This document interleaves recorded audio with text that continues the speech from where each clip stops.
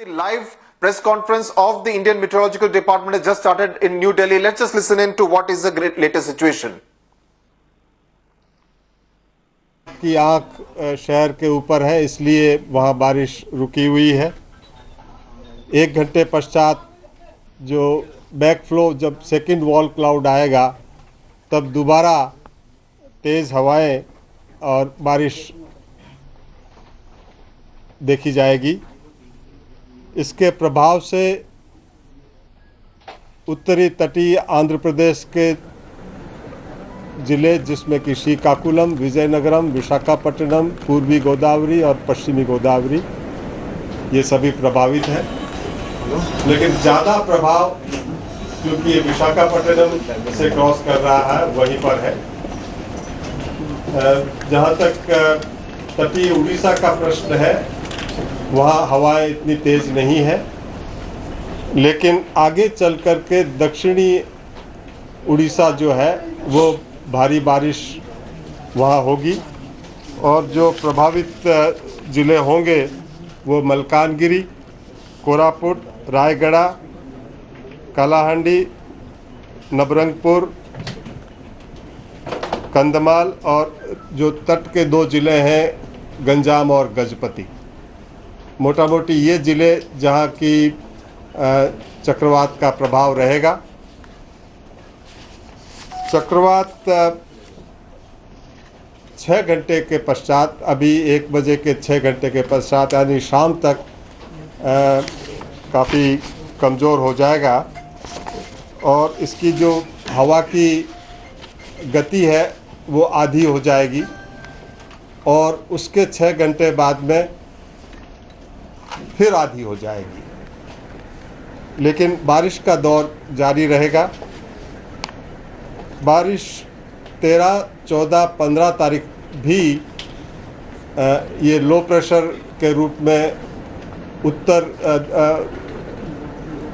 की तरफ बढ़ेगा। फिर पहले उत्तर पश्चिम में और फिर उत्तर में, तब भी इसके रास्ते में आने वाले राज्य जिसमें कि झारखंड, छत्तीसगढ़, पूर्वी मध्य प्रदेश, पूर्वी उत्तर प्रदेश, बिहार और बंगाल, ये बंगाल के ख़ास तौर से गांगेय क्षेत्र, मैदानी क्षेत्र, इन सब में बारिश रहेगी। भारी से अधिक भारी बारिश भी जो है छत्तीसगढ़, पूर्वी मध्य प्रदेश और पूर्वी उत्तर प्रदेश, जिसमें कि कुछ एक स्थानों पर अत्यंत भारी बारिश की भी संभावना है।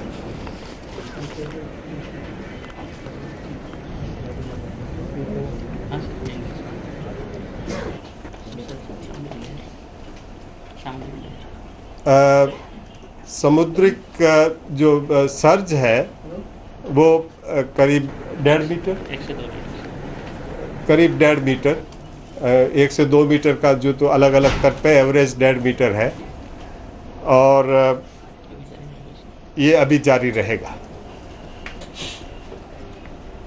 The very severe cyclonic storm Hudhud is just crossing over the city of Visakhapatnam. So far, the maximum sustained wind which has been reported is ranging between 170 to 180 km per hour, gusting up to 195 km per hour. Heavy to very heavy rainfall is being reported along the coast. And presently, since I is crossing, there is not much of rainfall, but in an hour or so, the reverse wind flow will be experienced by the city, which will again have a very great damage potential.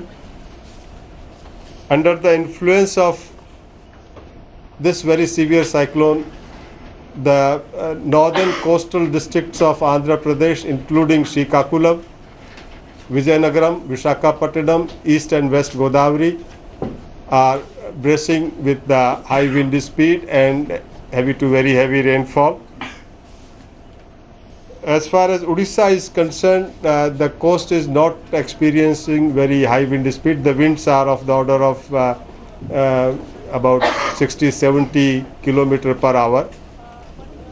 But the southern districts of Odisha will get heavy to very heavy precipitation with pockets of extremely heavy precipitation in coming 24 hours and even 48 hours at some places.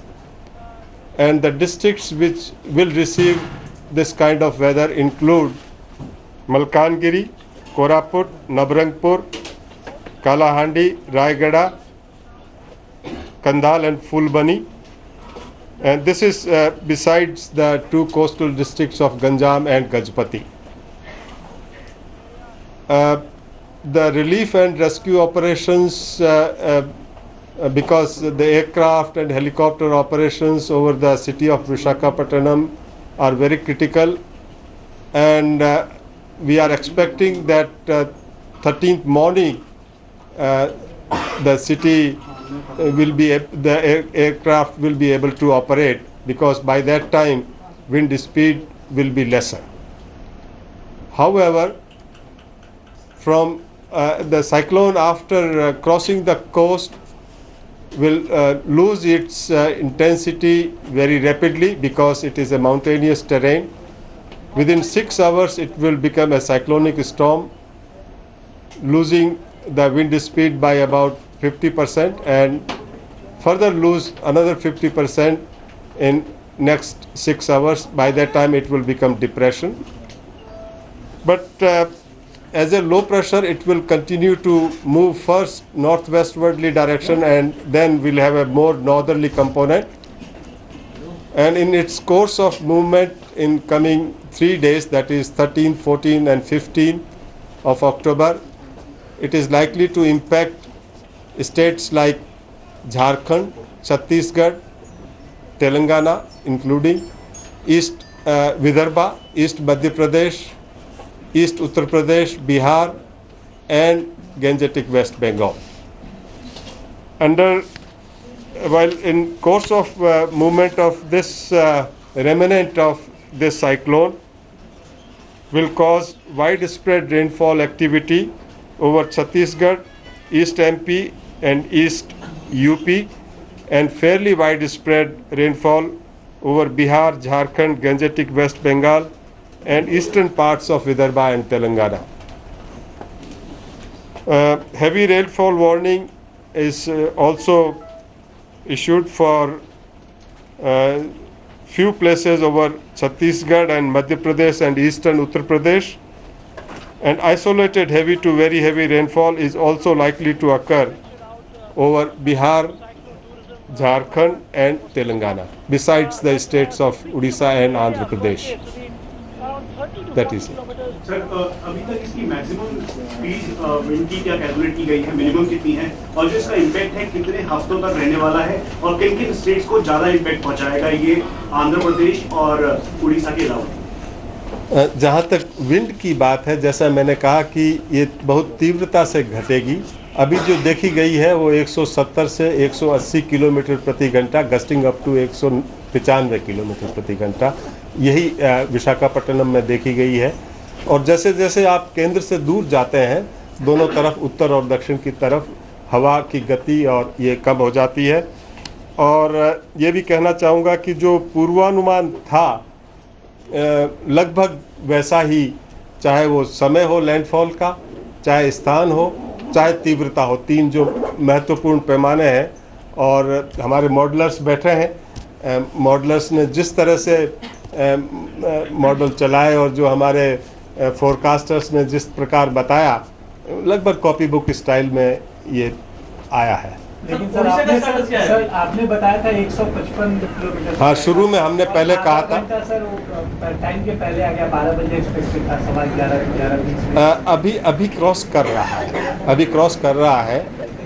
ये आधा घंटे आई भी जो है ये 30 kilometre का होता है, तो उसमें ये एरर ऑफ जजमेंट आप न माने और उसको उस तरह से ना देखें। और पहले हाँ हमने कहा था, लेकिन हमने एक रिवाइज जो एस्टिमेट दिया था वो 170 से 180 kilometre, gusting up to 195 kilometre. का कहना है कि 205 किलोमीटर तक अभी तक इसकी गति नापी गई है और ये फ्लक्चुएट होकर 190 तक पहुंचा है। क्या इसमें इसके बारे में हमारे पास पुख्ता डिटेल है, हम ही नापते हैं और हमने जो नापा है 103 नॉट जो है वो नापा है, जो कमोबेश 103 नॉट मल्टीप्लाइड बाई 1.85। आप गणित जानते हैं। उड़ीसा बहुत बड़ा राज्य है और कहीं विंड स्पीड 10 किलोमीटर प्रति घंटा होगा, कहीं 100 किलोमीटर 60-70 होगा गंजामगंज पर। सर एक सवाल इधर से, जो इस इफेक्टेड स्टेट है उड़ीसा की बात करें, बाकी के सेक्शन में इम्पैक्ट बारिश के तौर पर नजर आ रहा है जी। मानसून के तौर पर क्या फायदेमंद होगा कि क्या चीज़ होगा बारिश की फसल लगी है कि नहीं? चूँकि ये बड़ा अच्छा प्रश्न है। फसल अभी अक्टूबर का दूसरा सप्ताहांत आ गया है और फसलें पकने की अवस्था में है, इसलिए जिन राज्यों में ये बारिश होगी वो लगभग नुकसान अधिक करेगी। सभी राज्य सरकारों को और सभी कृषि मौसम इकाइयों के द्वारा ये प्रचालित किया गया है कि जो कुछ अब आप इससे बचाव कर सकें करें, नुकसान ज़्यादा होगा, फ़ायदा कम होगा। तो सर बिहार झारखंड छत्तीसगढ़ में बारिश काफ़ी तेज हो सकती है 3 दिनों में, कोई वार्निंग आप इशू कर रहे हैं उन स्टेट्स को? अब आप ही के माध्यम से कर रहे हैं और बाकी राज्य सरकारों को, चीफ सेक्रेटरीज को, सबको बता दिया है कि ये इस तरह से 13, 14, 15 को बारिश होगी। अलग से एक बुलेटिन, हालांकि अभी चक्रवात का एक बुलेटिन होता है और फोरकास्ट का एक बुलेटिन होता है, लेकिन हम कॉन्करेंटली ये एहतियात रखने के लिए ताकि उनको एक समय ज़्यादा दे पाएँ, ये कल हमने एक बुलेटिन जारी कर दिया। नुकसान का कोई आकलन आपको कितना सीवियर हो सकता है? देखिए, नुकसान का आकलन हम नहीं करते हैं और सीवियरिटी का जो तो हवा से और बारिश से संबंध तो है, लेकिन वो ज़्यादा इस पर निर्भर करता है कि वल्नरेबिलिटी क्या है। तो ये वल्नरेबिलिटी का इशू है, तो ये तो आंकड़े आएंगे तब पता चलेगा। सर, इन 2 स्टेट्स के अलावा और किस स्टेट्स पे ज़्यादा इम्पैक्ट होगा इसका? जैसे अभी वार्निंग सिचुएशन है खासतौर पे एपी और उड़ीसा में, तो क्या इसके अलावा जो मूव करेगा ये, तो वहाँ पे भी ऐसा इम्पैक्ट रहेगा या इम्पैक्ट कम होगा या बारिश के रूप में इम्पैक्ट? देखिए, अब जो इम्पैक्ट आगे के राज्यों में होगा वो बारिश के रूप में ज़्यादा होगा, जिसमें कि छत्तीसगढ़ और झारखंड और जो मैंने 3 बताया जहाँ की, और आगे चल के इवन पूर्वी उत्तर प्रदेश और बिहार में भी, क्योंकि अनसीजनल रेन जब हो जाता है तो उसका इम्पैक्ट उस दृष्टिकोण से, चाहे बारिश 6 सेंटीमीटर ही हो, लेकिन अगर अनसीजनल है तो उसका इम्पैक्ट होगा। Thank you very much.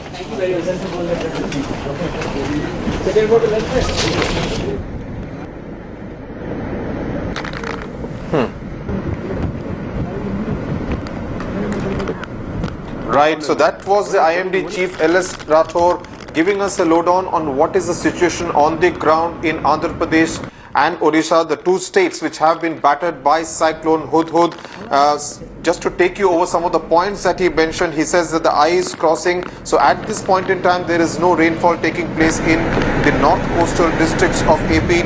But once the eye crosses, there will be rainfall. He has predicted that, and that could actually create a lot of havoc, and this will also cause rainfall as it crosses the mainland in states like Jharkhand, Bengal, Madhya Pradesh, Telangana, Vidarbha, Maharashtra, Chhattisgarh and Bihar.